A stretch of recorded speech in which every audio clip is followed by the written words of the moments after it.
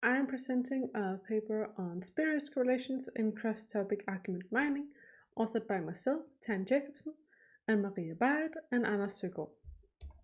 So here is a caricature picture of this study's main argument. In a debate between humans, it makes no sense to accept an utterance as an argument based on the presence of topic words in that utterance.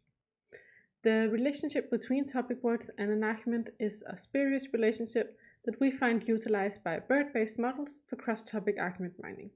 So in this talk, I will try to explain how this caricature problem presents itself in these models. So firstly, let's make it clear what we're trying to mine when mining arguments.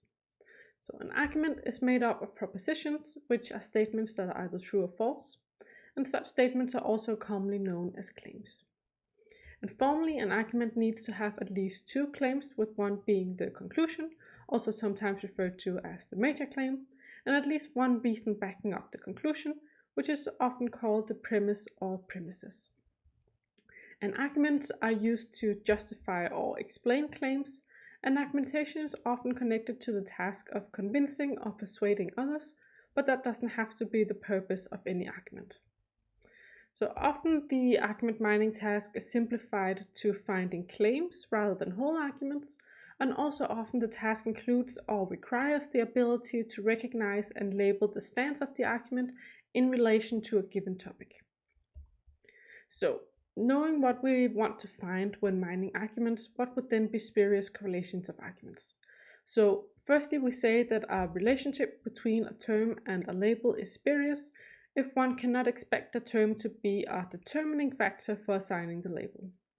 So in discussions of, for example, minimum wage, terms such as living wage and jobs are frequent in arguments for and against minimum wage, and they will therefore be predictive of arguments in discussions of minimum wage, and most classification models would be able to quickly pick up on this. But if we want to find arguments and claims related to other topics, for example, discussions of school uniforms, then these two terms are no longer useful. And therefore, we cannot expect neither of these terms to be determining factors for assigning the argument label when searching for arguments beyond a single topic. So, examples of the contrary are terms such as if and because and other conjunctions, and also to some degree stance terms and some verb tenses, which one can reasonably expect to be determining factors for an argument to exist across topics. So here is an example of a more properly formulated argument in relation to minimum wage, found in one of the datasets that we've used in this study. So if a model relies too heavily on spurious features, we can expect to find the terms employees and workers and the concepts of retaining and maintaining these to be highly weighted terms. But in this example, what we would like to see highly weighted are these terms, highlighted with darker grays and blacks, where the most important term should optimally be because. I can say as a spoiler that with this specific example, we did in fact find terms marked with red to be the most highly weighted terms, and I will soon come to explain the models and analysis that lead to such a finding. You would hope that training with multiple topics and using tricks such as multitask learning would relieve the problem of overfitting to spurious features. And in this study, we therefore investigate whether this approach is successful to this end. So we investigate a common evaluation protocol for argument mining systems, which is to train a model with multiple topics and then test the model on a held out topic in order to better show whether the model is able to learn good features of arguments that generalize across topics rather than learning topic-specific or spurious features.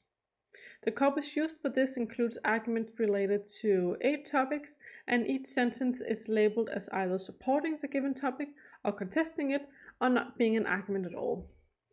And 7 topics are combined for training, while the last topic is held out for testing. And we question whether this cross-topic protocol is sufficient, and we therefore tested with our state-of-the-art classification model for both single task and multitask learning, where we include 3 other datasets as auxiliary tasks, and then do a set of follow-up evaluation experiments where we investigate the presence of spurious features. So for most of the evaluation experiments, we use the interpretability tool LIME, and LIME trains logistic regression models on perturbations of each sentence to learn interpretable models that locally approximate our model's decision boundaries. The weights of the LIME models then tells which word level features are locally important.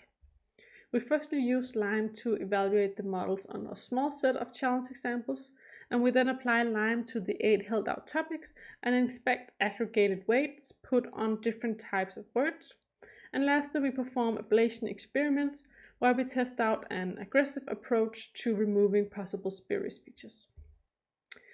So firstly, we see that the models perform moderately well and beat former baselines with an average macro F1 of 0.64 for the 3-class classification.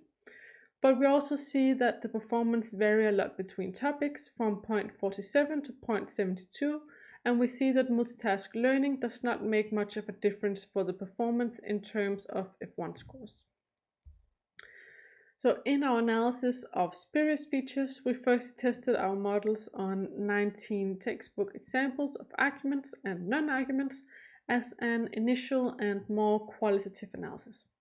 And here we use LIME to explain the weights given to each feature, and I'm showing you the LIME output of this particular example because it's another good illustration of the problem of spurious correlations.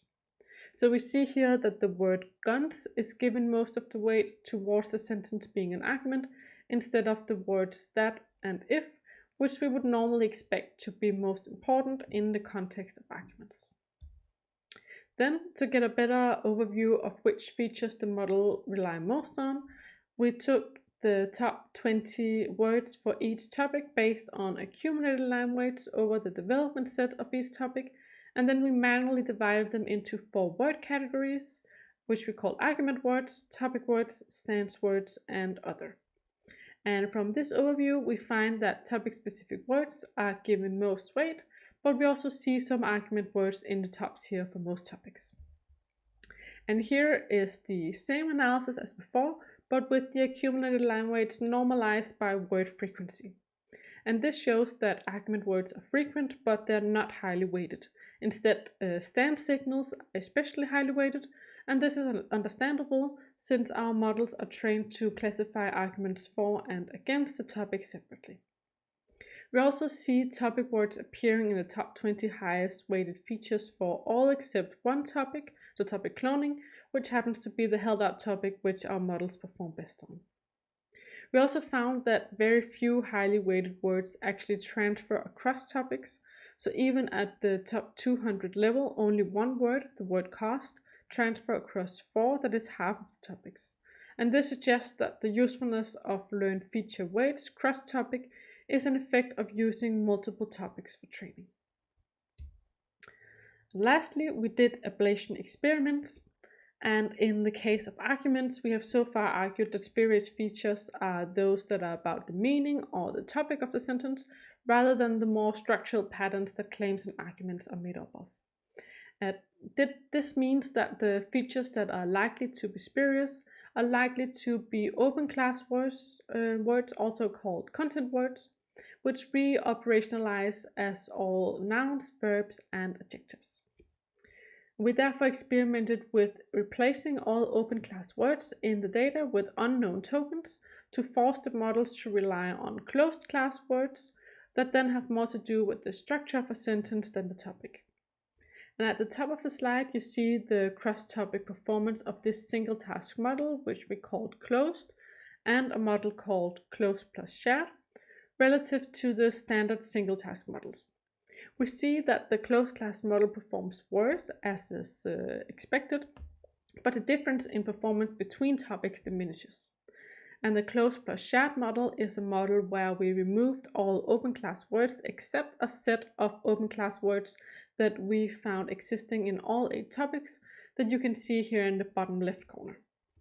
We only found 67 shared open class words, but we found that some of these are actually of an argumentative nature, like verbs such as set and find and found, that are often used for referencing sources when providing reasons for claims.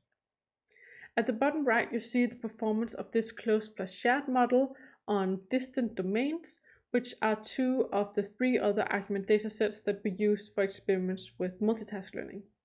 And here we see that a model trained only with closed class and these shared open class words performed better than a model trained with all words on the 2 distant domains.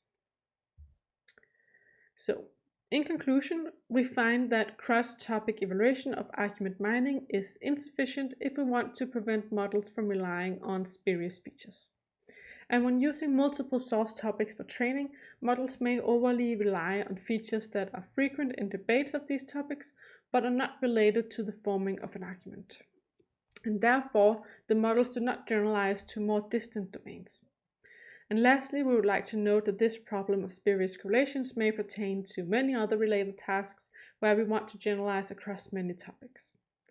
And for the future, we propose evaluating on more distant held out topics or simply considering the worst case performance across all pairs of topics to estimate real-world out-of-topic performance.